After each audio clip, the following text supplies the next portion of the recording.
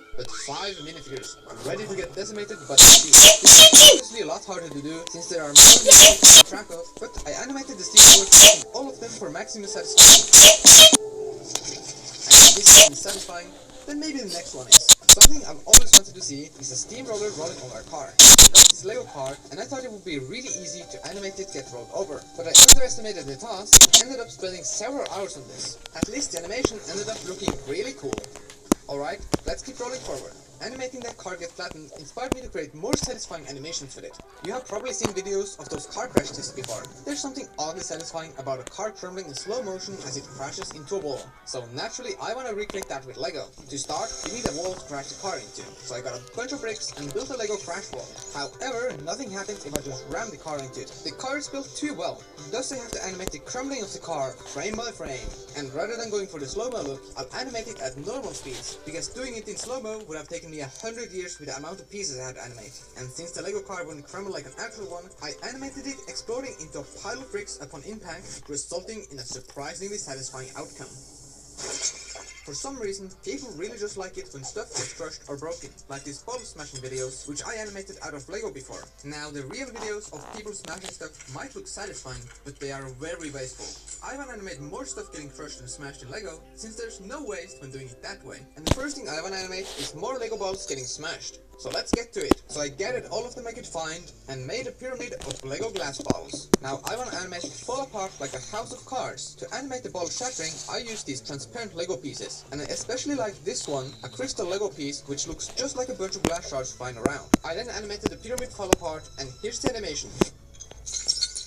These two are having an argument. Now, what do you do to win your argument? That's right, hit them with a ball. So I animated the minifigure smash a ball on the other figure's head. There can only be one of us. I also animated a minifigure kicking a ball. I then brought back the stairs from the previous ball smashing animations, and I animated the ball smash down the stairs.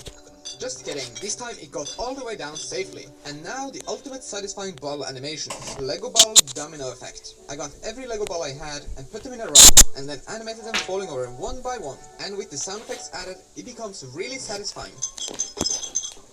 Now that's enough bottle animations, so next I need some more wrecking, and this time I want to animate a wall breaking. No, not with a hammer, but with a car. It's time for it to get revenge for the earlier the destruction will look very satisfying. Now I'm switching out the thick wall from earlier with a thinner one for easier demolition. But even doing that, this took a really long time to animate, since I had so many bricks to move between each frame. Just look how many pieces there were. And I had to keep track of every brick to make sure I didn't forget to move one or accidentally made one disappear. And hours of hard work later, the animation was complete.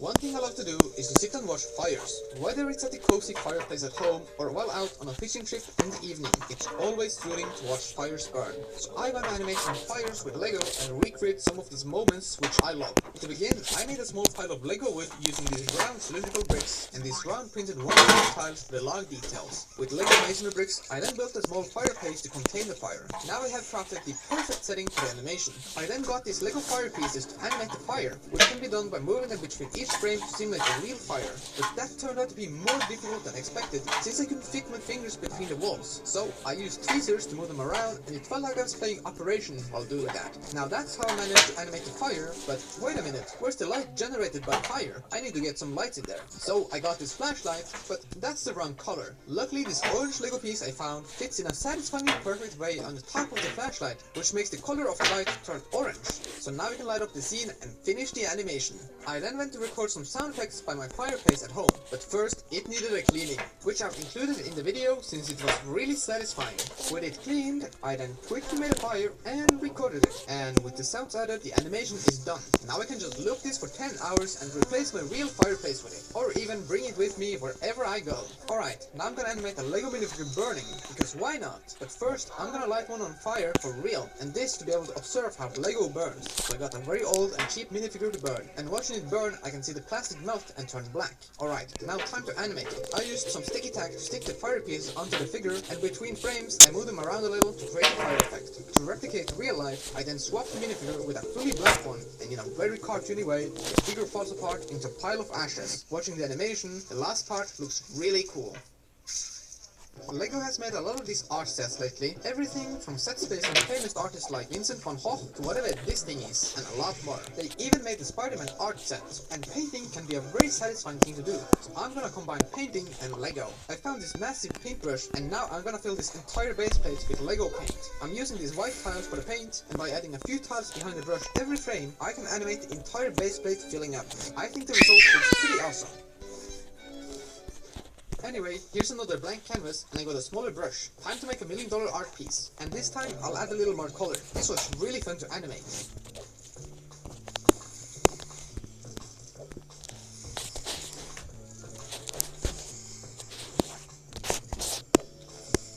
And voila! Modern art. I'll hang it up here where I can admire it forever. Next, I want to make an animation of a pattern roller. I have seen satisfying videos of people rolling these on surfaces to make cool patterns. So I built one out of LEGO by using 2 of these gear pieces and a few other Technic bricks. Not aesthetically impressive, but it functions well. To make the pattern appear behind the roller in the animation, I'll replace these tile pieces with these grill pieces as they match the look of the gears. And with the animation done, we'll finally add some sound effects, which makes it so much more satisfying. In my Impossible LEGO Animations video, I twisted a minifigure, and it was really satisfying, so it should probably have been in this video instead. Therefore, I'm twisting more stuff next. For the twisting effect, I'm using these pieces called jumper plates. They only have 1 stud on top in comparison to a normal plate like this, which has 4. And if you stack these jumper plates on top of each other, you can rotate the pieces like this. With enough of them stacked and rotated, you get this mesmerizing twisting effect, and this is what I use to animate the twisting animations. The result is a really cool and satisfying LEGO animation. If I reverse the clip and loop it, it kinda looks like the bricks are stretching. I also made an infinite twisting animation by setting up the twisted brick tower like this and then animated it spinning. If you like these animations, click here for more satisfying LEGO animations. I got a whole bunch more.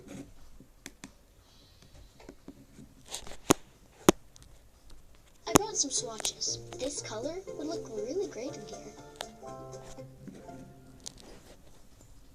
Do you know Hobby Lobby has hundreds of incredible products on sale every single week? Just check. Legos can be satisfying, but do you know what's even more satisfying than that? Well, Lego bricks animated. So in this video, I'm gonna try to make some of the most oddly satisfying Lego animations you have ever seen. So let's begin animating. Now, there's this limitation I have with Lego bricks. They don't bend. Well, some do, but not the normal ones. And it's not like kinetic sand you can cut with a knife. Or is it?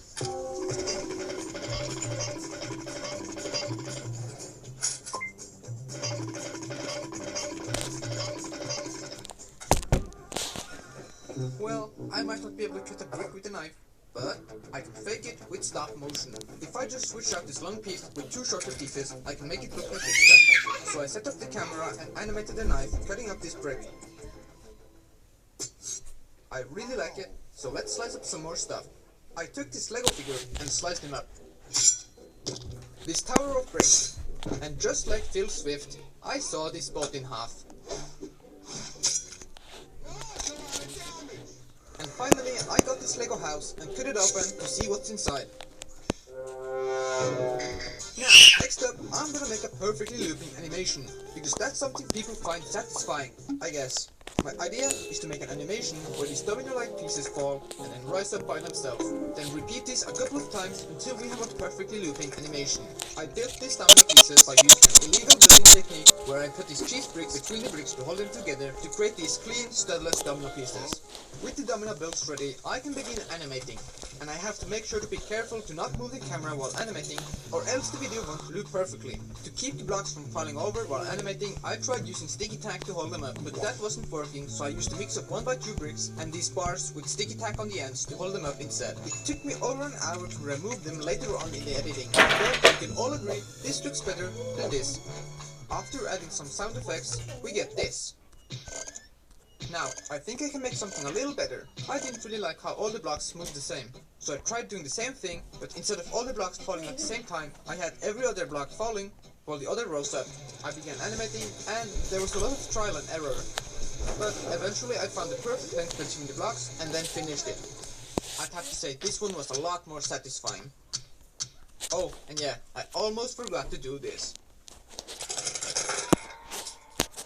I want to make an animation kind of machine that transforms paste from paste. I'm thinking a machine that turns over into paste made